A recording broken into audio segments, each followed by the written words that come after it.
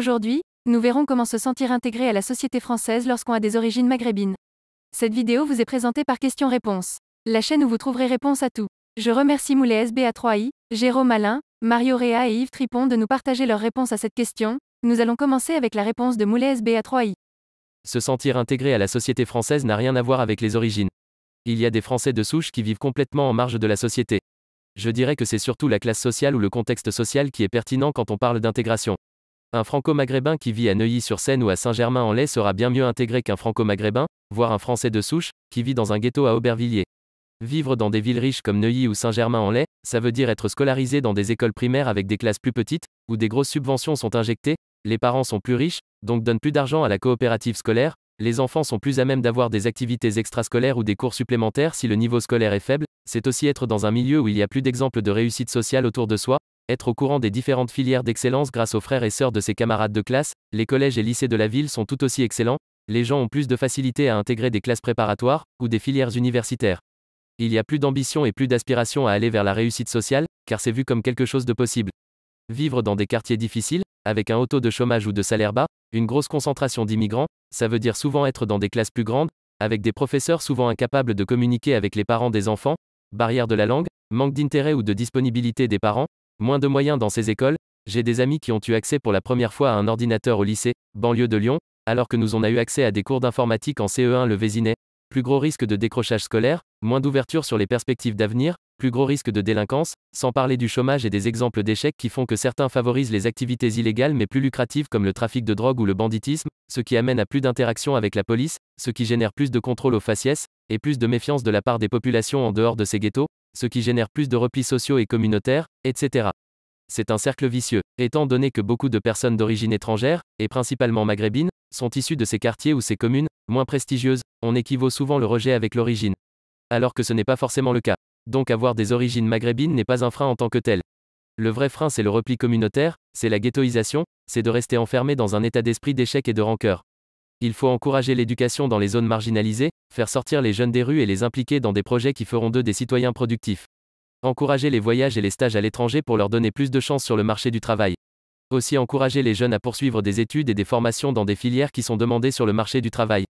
Et surtout lutter contre les dérives communautaristes. On va pouvoir continuer avec la réponse de Jérôme Alain. En ne mettant pas plus en avant que ça le fait qu'on est musulman, man, en ne rabâchant pas toujours le discours de l'éternelle victime de la colonisation française, en comprenant, parlant, lisant et écrivant correctement le français et en faisant montre avec autrui du même respect que l'on aimerait que l'autre ait pour soi je suppose.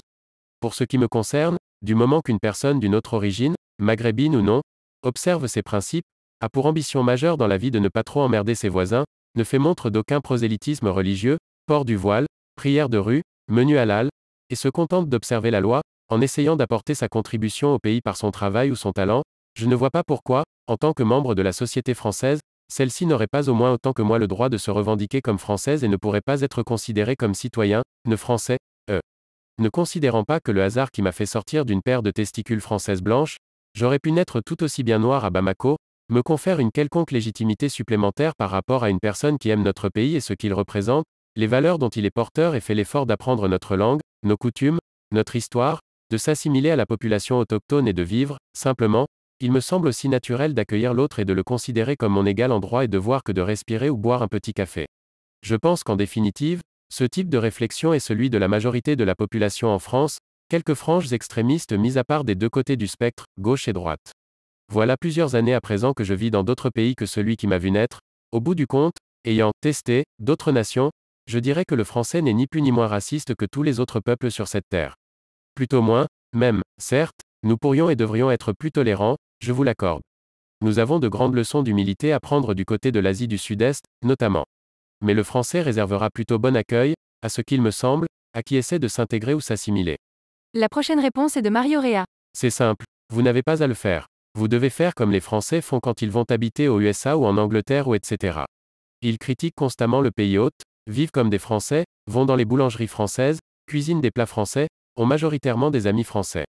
Cependant, au bout de 5 à 10 ans, ils retournent très souvent en France, en apportant leur bagage intellectuel qu'ils ont acquis à l'étranger, leur culture de travail, de voir les choses un peu différemment, et en font bénéficier la France.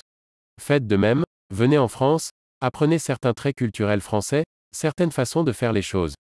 Puis au bout de 5 ans, Retournez dans votre pays maghrébin, et faites bénéficier avec votre nouveau savoir-faire, la société de votre pays. La réponse suivante est de Yves Tripon.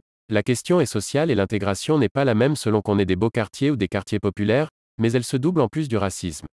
Les contrôles au faciès sont théoriquement interdits, mais il n'empêche que le fait d'être typé maghrébin ou d'origine maghrébine ou noire fait que vous avez de plus fortes chances d'être contrôlé à l'improviste par des policiers. C'est là un obstacle sérieux et concret au sentiment d'être partie prenante de la société française. Un autre obstacle consiste dans les associations systématiques faites entre origine et religion, d'une part, et terrorisme islamiste et musulman. Dans le premier cas, si vous êtes français blanc de peau, a priori vous êtes chrétien, et si vous êtes typé maghrébin vous êtes musulman. Que les maghrébins ne soient pas tous musulmans, que beaucoup ne mettent jamais les pieds dans une mosquée et qu'il y ait des français blancs de peau musulmans, d'ailleurs souvent les plus prosélytes, semble à beaucoup impensable. Dans le deuxième cas, que le terrorisme musulman ne soit pas plus à confondre avec l'islam que le terrorisme chrétien avec le christianisme ne semble pas non plus aller de soi. Ces deux préjugés sont particulièrement répandus dans les médias. Qu'il y a un attentat islamo-fasciste en France et aussitôt voilà nos journalistes de préfecture qui se précipitent à l'entrée des mosquées ou invitent un imam sur leur plateau pour lui demander ce qu'il pense des événements. Mais il ne leur viendra jamais à l'idée d'inviter un prêtre pour lui demander son avis sur le terrorisme chrétien comme celui de Nouvelle-Zélande ou d'Allemagne récemment. Il ne leur serait jamais venu à l'idée non plus, du temps des attentats de la RAF en Allemagne ou des Brigades Rouges en Italie, d'aller interviewer des Allemands ou des Italiens résidant en France pour savoir s'ils approuvaient ou désapprouvaient. C'est pourtant ce qu'ils font pour les Maghrébins. Enfin, un dernier obstacle à lever, c'est celui, plus général, de la xénophobie entretenue par la chasse aux sans-papiers et la fermeture des frontières aux migrants, qui viennent de pays dont nous tirons sans le moindre souci nos matières premières, mais qui ne reçoivent quasiment rien en échange. Répéter depuis des décennies que les immigrés sont un obstacle à l'emploi des Français est un mensonge. Un immigré va là où il peut construire sa vie. Il n'ira pas là où il n'y a pas de travail. C'est une règle intangible. La nier, c'est vouloir cacher ses véritables intentions. En rendant illégale la libre circulation des personnes, on crée des citoyens à double statut, voire triple. On encourage le travail clandestin au mépris des règles sociales et on décourage la lutte contre celui-ci en ne donnant pas les moyens à l'inspection du travail de sanctionner les employeurs. Le résultat est simple. On tire le social par le bas et tout le monde est désavantagé. Du point de vue des travailleurs, c'est loser-loser. La xénophobie ne peut se combattre qu'avec la restauration du droit, inscrit dans la charte de l'ONU dont la France est non seulement signataire, mais en accord rédactrice en 1944, à la libre circulation et l'égalité des droits pour tous ceux qui vivent sur notre territoire, comme le font les Écossais sur le leur.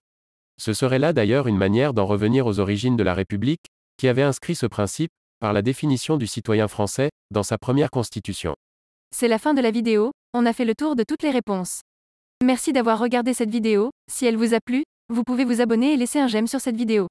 Les amis, c'est maintenant la fin de cette vidéo, pensez à laisser un commentaire pour nous dire si ces réponses vous ont plu. À très vite.